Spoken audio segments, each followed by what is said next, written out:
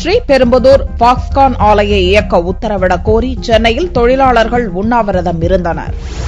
கடந்த 1947 துவக்கப்பட்ட பாக்ஸ்கான் நிறுவனம் தற்போது உற்பத்தி முடக்கம் என்று கூறி 1700 தொழிலாளர்களின் வேலையை பறிப்பதாக குற்றச்சாட்டு எழுந்துள்ளது. இதுகுறித்து மத்திய மாநில அரசுகள் தலையிடக் கோரி ஆலையை இயக்கிட வலியுறுத்தியும் சென்னை சேப்பாக்கத்தில் தொழிலாளர்கள் பட்டினி போராட்டம் நடத்தினர். 2006ஆம் ஆண்டிலிருந்து நோக்கியாவிற்கான உதிரி பாகங்களை தயாரிக்கக்கூடிய நிறுவனமாக பாக்ஸ்கான் இந்தியா பிரைவேட் லிமிடெட் இந்த ஸ்ரீபெரும்புதூரில் தொடங்கப்பட்டு சற்றேறக்குறைய 6500 7000 தொழிலாளர்கள் பணிபுரிந்து கொண்டிருந்த அந்த தொழிற்சாலையில் கடந்த ஒரு வருடத்திற்கு முன்பாக நோக்கியாவில் உற்பத்தி குறைந்துவிட்டது, நிறுத்தப்படுகிறது என்ற காரணத்தை சொல்லி 5000க்கும் மேற்பட்ட தொழிலாளர்களை ஒப்பந்த தொழிலாளர்கள், பயிற்சி தொழிலாளர்கள் போன்றவர்களை எல்லாம் வேலை நிறுத்தம் செய்துவிட்டு 1700 தொழிலாளர்கள் மட்டும் இப்பொழுது நிரந்தர தொழிலாளர்கள் இன்றைக்கு பணி புரிந்து கொண்டிருந்தார்கள்.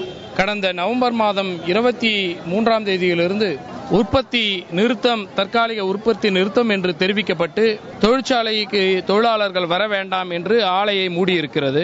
தொழிலாளர்கள் 1700 குடும்பங்கள் இன்றைக்கு நடுவீதியில் விட்ட தொழிலாளர்கள் பெரிய பாதிப்புக்கு ஆளப்பட்டிருக்கக்கூடிய சூழ்நிலையை கருத்தில் கொண்டு தமிழக அரசும் மத்திய அரசும் உடனடியாக இதில் தலையிட்டு ஆலையை திறந்து வேலையை வழங்கிட வேண்டும் என்று வலியுறுத்தி இந்த போராட்டம் உண்ணாவிரத போராட்டமாக இன்றைக்கு நடைபெறுகிறது.